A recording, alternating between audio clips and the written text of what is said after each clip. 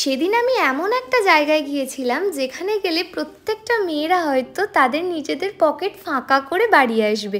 So hello everyone, আমি সায়নী, আমার ব্লগে তোমাদের স্বাগতম। সেদিন সাউথ সিটি মল যাওয়ার পথে বারাসাতের রয়্যাল প্রিন্স রেস্টুরেন্টের থেকে লাঞ্চ কমপ্লিট করে নিলাম। আমরা বারাসাতের দিকে আসলে হাতে সময় থাকলে এই রেস্টুরেন্টটা থেকে একবার ভিজিট করে যাই, কারণ এখানকার খাবার দাবারগুলো আমাদের ভীষণ পছন্দ হয়।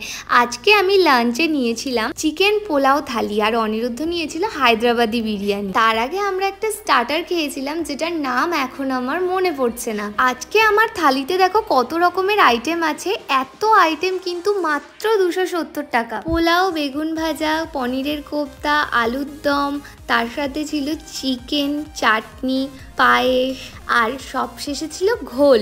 ঘোলটা কিন্তু আমার স্পেশালি ভীষণ পছন্দ হয়েছে। প্রত্যেকটা আইটেম ভীষণই টেস্টি ছিল।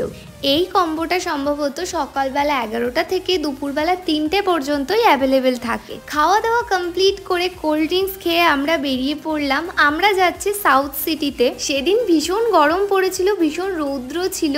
এটা হলো ইএম বাইপাস। সাউথ সিটি মল পৌঁছাতে পৌঁছাতে আমাদের প্রায় 3:30 ওভার হয়ে গিয়েছিল।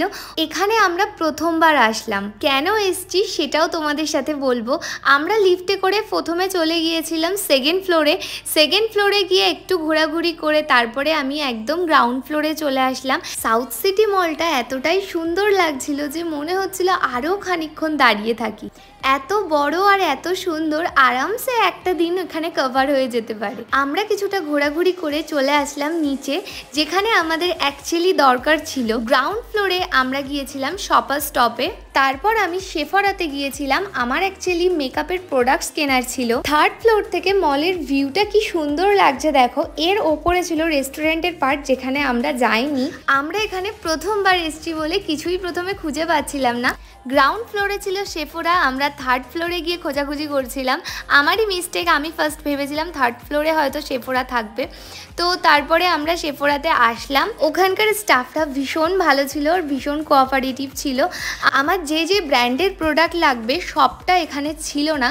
যে কটা ছিল, যে কটা আমি পারচেস করেছি সবটাই আমি তোমাদের সাথে লাস্টে শেয়ার করব। এখানে টেস্টার অ্যাভেলেবেল ছিল, যার জন্য আমার ভীষণ সুবিধা হয়েছে। আমি অ্যাকচুয়ালি নার্সের ফাউন্ডেশন এখান থেকে পারচেস করেছি।